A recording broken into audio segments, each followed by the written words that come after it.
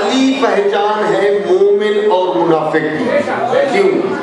بس آپ توجہ کریں, مجھے اس کا جواب دے دیں التماس سے دعا, میں آپ سے اجازت لے لوں گا کہ علی معیار ہے مومن اور منافق کا.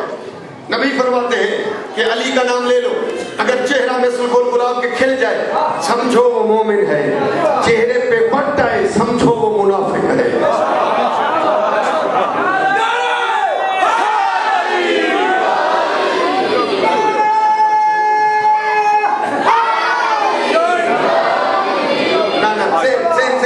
بالکل سردی ختم ہو جائے گی, یہ لوئی شال چادروں کی ضرورت نہیں پڑے گی. توجہ, علی کی ولایت میں خود گرمی ہے. اور میں جملہ عرض کروں کہ آخر یہ کیا وجہ ہے کہ نبی نے یعنی کسی اللہ کی محبت کو معیار منافق اور مومن کا قرار, توحید کو قرار نہیں دیا, علی کی ولایت کو کیوں, بلکہ دیکھ کر فرمایا کہ یا علی تیرا مقام وہ ہے کہ عجیب جملہ ہے, لا یحبک الا مؤمن ولا یبغضک الا منافق. اور پھر پانچویں امام فرماتے ہیں کہ من وجد فی قلبہ محبتنا فلیشکر لامہ, جو اپنے دل میں ہم 14 کی محبت کی ٹھنڈک محسوس کرے. آپ کے پانچویں امام کہتے ہیں فلیشکر لامہ, جا کر اپنی ماں کے قدموں کا بوسہ لے کہ اس کی ماں نے اس کے باپ کی امانت میں خیانت نہیں کی. یعنی حلالی اور حرامی کی پہچان بنا علی. یہ کیوں؟ بس یہ جملہ کیوں, خدا توحید کو ماننا حلالی اور حرامی کی پہچان قرار دیا جاتا, نبی کو ماننا حلالی اور حرامی کی پہچان قرار دیا جاتا, نہ خدا نہ نبی. چلو قرآن کو ماننا حلالی اور حرامی کی پہچان علامت نشانی قرار دیا, کیوں؟ نہ قرآن نہ نبی نہ توحید. اور میرا دوست توجہ, دشمن جو تھے سارے, وہ سارے علی کے دشمن نہیں تھے, وہ دشمن تھے نبی کے, وہ دشمن تھے نبی کے. دیکھو میں ادھر آیا, اب اگر کوئی میرے ساتھ لڑے, یہاں کے بانی جو ہے ہمارے جناب حاجی محمد نواز صاحب, وہ آگے آ جائے, وہ کہیں خبردار لڑنا ہے تو پہلے مجھ سے لڑو. مولانا صاحب میرے مہمان ہیں, میں نے ان کو دعوت دی ہے جی. تو اب دوسرے لفظوں میں جس نے دشمنی کرنی ہے وہ حاجی صاحب کے ساتھ دشمن ہو جائے گا. اب اس کے بعد اگر وہ کوئی آ کر پھر میرے ساتھ صلح کرنا چاہے, معافی مانگنا چاہے, تو میں کیا کہوں گا؟ میں کہوں گا جب تک حاجی صاحب سے تیری صلح اور معافی نہ ہو اس وقت تک میں تمہیں معاف نہیں کر سکتا.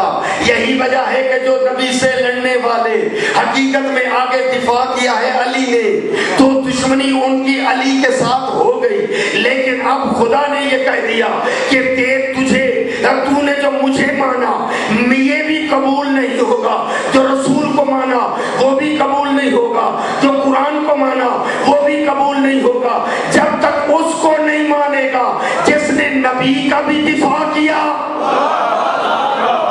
نبی پہ بنی تو اپنی جان قربان کی علی نے, توحید پہ بنی تو جان قربان کی علی نے, قرآن پہ بنی تو جان قربان کی علی نے. اب خدا نے کہا کہ علامت اور پہچان اور محور علی ہے, علی کو مانا تو توحید قبول, علی کو نہ مانا تو توحید بھی قبول نہیں. تب تو نبی نے فرما دیا اگر کسی انسان کی عمر نوح نبی کی عمر کے برابر ہو, ساری زندگی نمازیں پڑھے, روزے رکھے, حج کرے, پیدل چل چل کر صفا اور مروہ کے درمیان سعی کرے, اور پہاڑ جتنا سونا فی سبیل اللہ خرچ کر دے, صفا اور مروہ کے درمیان شہید ہو جائے, بیت اللہ کے قریب قبر کی جگہ مل جائے, کیا اگر اس کے دل میں تیری محبت نہیں, جنت میں جانا تو کجا, لم یشم رائحۃ الجنہ, وہ جنت کی خوشبو ہی نہیں سن سکتا.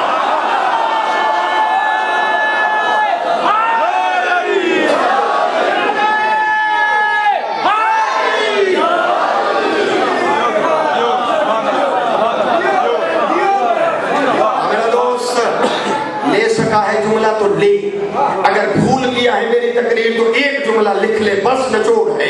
میرے نبی فرماتے ہیں لو अजीब जुमला है मेरे नबी का। नबी फरमाते हैं लो इज्तमा अन्नास अला हुब्बि अली इब्न अबी तालिब, अगर सारी दुनिया अली की मवद्दत पे जमा हो जाती, लमा खलक अल्लाह नार, अल्लाह जहन्नम को पैदा ही ना करता।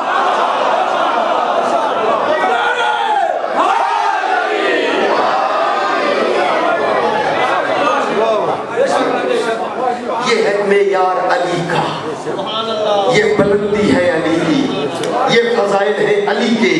ये मोमिन उम्मी ने नहीं दिए अली को, ये अल्लाह ने दिए, नबी ने सुनाए। अगर दुनिया मान लेती अली और आले नबी को, नबी और आले नबी को, अली और औलादे अली को, तो मैं कहता हूँ वाकई करबला पेश न आता।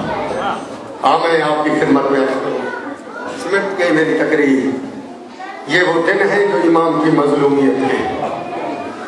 इमाम ने 8 ज़िलहज को बंधे हुए इहराम तोड़े, मक्का तो छोड़ के जा रहे थे। किसी ने पूछा मौला सारे हज को आ गए, आप क्यों हज से पहले जा रहे हैं? फरमाया किराए के कातिल हाजियों का लिबास पहन के आ गए हैं। मैं नहीं चाहता मक्के का एहतराम खत्म हो जाए। जी इमाम ने अपना सफीर मुस्लिम रवाना किया, कहाँ? कूफे।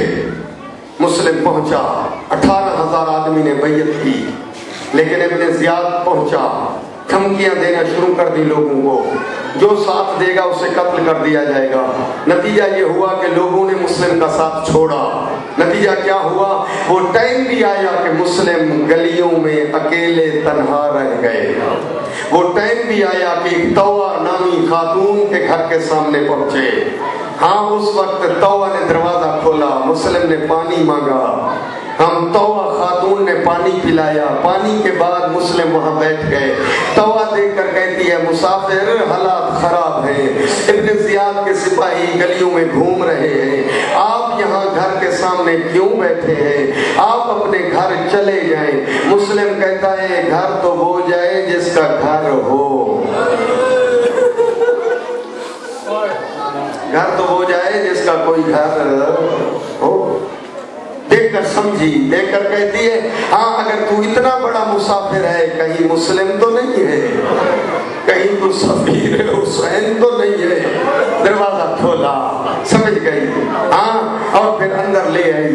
हाँ, जनाब मुस्लिम जो है उनके मकान में मेहमान, रात को जासूसी हो गई कि मुस्लिम तौवा के घर है। सुबह को इब्न ज़ियाद ने इब्न अशअस को फौज का कमांडर बनाकर भेज दिया।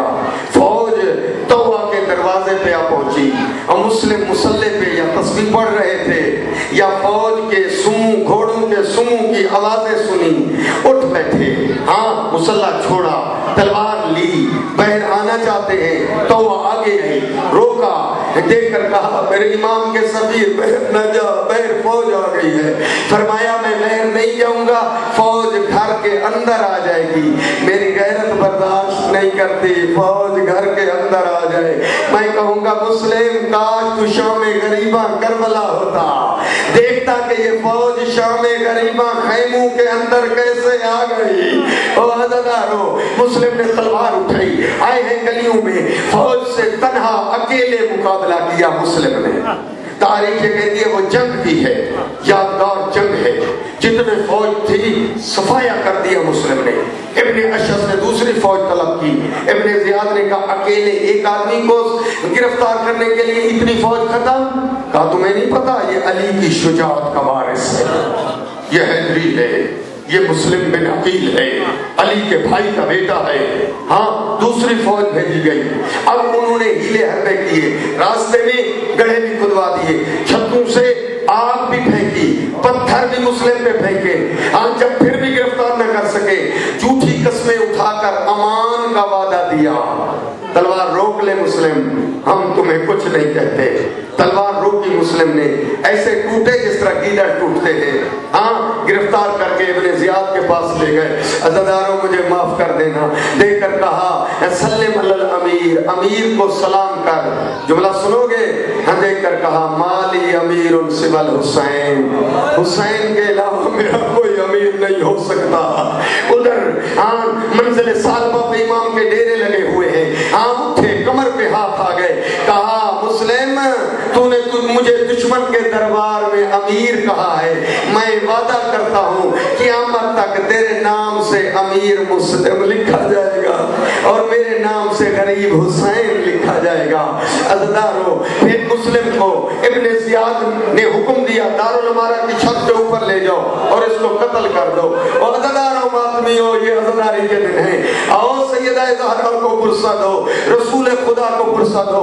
मुस्लिम को दारुल अमारा की छत के ऊपर जल्लाद ने तलवारें निकाली, मुस्लिम के हाथ बंधे हुए हैं, सर झुका हुआ है, वसीयतें कर चुके हैं। उधर इमाम आली मकाम के जहां डेरे थे, उठते भी हैं बैठते भी हैं, उठते भी हैं बैठते भी हैं। इमामा भी खुल गया है इमाम हुसैन का। अब्बास ने मंजिल देखी, दौड़ते हुए आए, रोकर कहते हैं मौला ये आपका इमामा क्यों खुल गया, मौला आप रो क्यों रहे हैं? फरमाया अब्बास जो मैं देख रहा हूँ तू नहीं देख रहा। मौला मुझे भी दिखा। फरमाया तुम बनीन का लाल है, मैं ज़हरा का बेटा हूँ, तेरे अंदर जलाल है, तू बर्दाश्त नहीं कर सकेगा। अर्ज करता है आका मैं बर्दाश्त करूंगा, मुझे बता जब भी आपने हुक्म दिया मैंने बर्दाश्त किया। आका हसन के जनाजे पे तीर बरसे, मैं तलवार लेकर आया था, आपने मना कर दिया था, मौला मैं रुक गया था। 28 रजब की रात आपके सर का नाम वलीद के दरबार में लिया गया, मैंने अल्लाह अकबर करके अंदर आया, आपने मेरे सीने पे हाथ रख दिया था, मौला मैं रुक गया था। अब भी जैसा आपका हुक्म होगा, मैं नौकर हूँ, कनीज का बेटा हूँ, माफ कर देना। इमाम ने फरमाया अच्छा अब्बास, फिर मेरी 2 उंगलियों के दरमियान देख। अब्बास ने क्या देखा? एक दारुल अमारा की छत है, मुस्लिम का सर झुका हुआ है, तलवारें बुलंद है, और उस वक्त देख कर कहता है मौला ना भूलूं तो लगता है मेरा भाई मुस्लिम। मौला तुझे अपनी माँ ज़हरा का वास्ता, मुझे जल्दी कूफे पहुंचा दे। हुसैन कहते हैं अब्बास मैंने जो कहा था बर्दाश्त नहीं करेगा, कहा मौला जंग नहीं करूंगा, फिर क्या करेगा?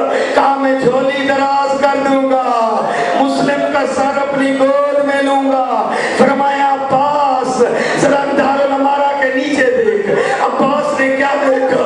एक काले बुर्के वाली बीवी जिसने झोली दराज की हुई है, कहती है हाँ मेरे बेटे का सफीर, मैं ज़हरा। अज़ादारों सर पहले गिरा, धड़ बाद में गिरा, मुझे माफ करना। फिर रस्सियां मंगवा कर मुस्लिम को कभी उस बाजार, कभी उस बाजार, कभी उस बाजार, इन्ना लिल्लाहि